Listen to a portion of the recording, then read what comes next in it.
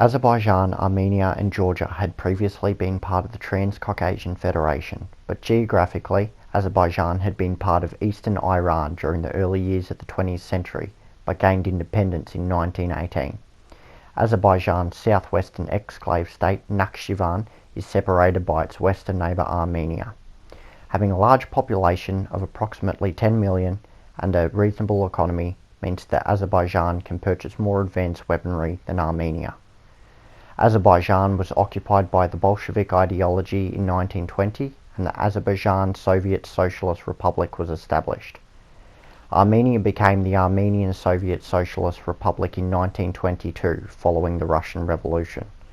Being a smaller country, Armenia has a population of approximately 3 million and a smaller budget for military armament. Armenia had also been the victim of the Turkish-initiated Armenian genocide between 1915 and 1917, resulting in 1.5 million deaths. Nagorno-Karabakh is an enclave inside Azerbaijan, east of Armenia. This region, inside Azerbaijan, yet majorly occupied by ethnic Armenians, is heavily disputed as the rightful land and jurisdiction of Azerbaijan. Being a quarter the size of Azerbaijan and with Stepanakert as its capital, Nagorno-Karabakh has a population of approximately 150,000 people. Nearing the end of the Soviet Union, which occurred in 1991, in 1988 Nagorno-Karabakh, mainly Armenian, wished to become its own sovereign state. Azerbaijan disagreed with their plea and fought to regain the enclave. This turned into a 6-year war known as the Nagorno-Karabakh War, lasting from 1988 to 1994, ending when a ceasefire was settled by the Russian government. 30,000 people died as a result. The Nagorno-Karabakh War of the late 80s, which I will go into more depth about in another video, in short, was the same conflict which has arisen now. The Caucasus comprises Azerbaijan, Armenia, Georgia and the Russian Federation, which includes Dagestan in the north. Nagorno-Karabakh is still controlled by ethnic Armenians, although it is still recognised as part of Azerbaijan. There have been years of on and off conflict between the two nations, including the 4-day conflict in 2016, inflicting over 350 deaths, yet the conflict is rising significantly. In July of this year, conflict broke out with several dead, including an Azeri general and civilians. On Sunday the 27th of September of this year, an alleged offensive was launched by Azerbaijan against the Armenian-controlled region of Nagorno-Karabakh, although the origin of this breakout is not quite certain. Armenian forces, the protectorates of this enclave, at their current strength say that they are repelling the enemy's advancement and only resisting attacks, whereas the Azerians are claiming back their previously lost land. Approximately 220 Armenians have died since late September as a result of the fighting. Azerbaijan's president, Ilham Aliyev, announced that Nagorno-Karabakh will not remain taken from them.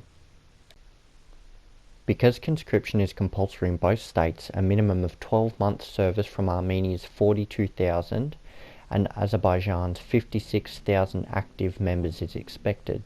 Men of both Armenia and Azerbaijan have willingly enrolled into the armed forces over the last month to defend from their opposition. The Armenians retaliated, resulting in the shelling of civilian buildings and infrastructure. Both countries were urged to begin talks and stop enlistment and fighting. Armenian Prime Minister Nikol Pashinyan said it would be too difficult to step down as there were already military operations taking place, although Nikol Pashinyan said that they would be willing to settle peace if the Azerbaijan fighting concluded. France, a primary negotiator in this conflict, said that Turkey supporting Azerbaijan with troops would be unacceptable. The Kremlin in Russia asked that all foreign forces refrain from interfering. Azerbaijan has cut off internet access for national security. Propaganda released by the Armenian media shows Azerian tanks being blown up and hit by shellfire.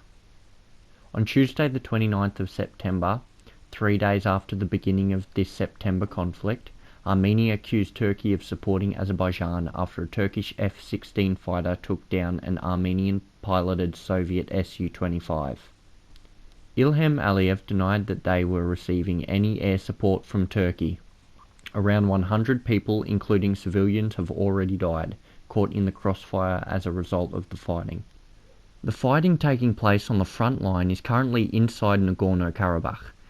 Turkey's President Recep Erdogan announced that he stands with Azerbaijan on Monday the 28th of September. Each side has been accused of using military mercenaries from Syria and surrounding nations.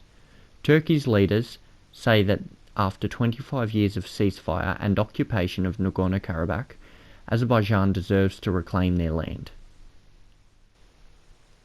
In an interview hosted by the BBC Worldwide Service, Armenian Deputy Minister of Defence Gabriel Balayan denied that his Armenian armed forces attacked Azerbaijan and that false claims are being made.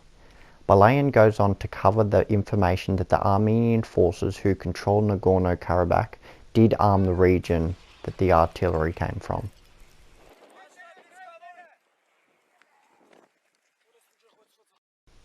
So, to put it quite simply, following a territory war in the late 1980s that was stopped with a ceasefire in 1994, Azerbaijan wants the disputed southeastern region of Nagorno-Karabakh, geographically part of Azerbaijan, which Armenian forces have claimed jurisdiction over.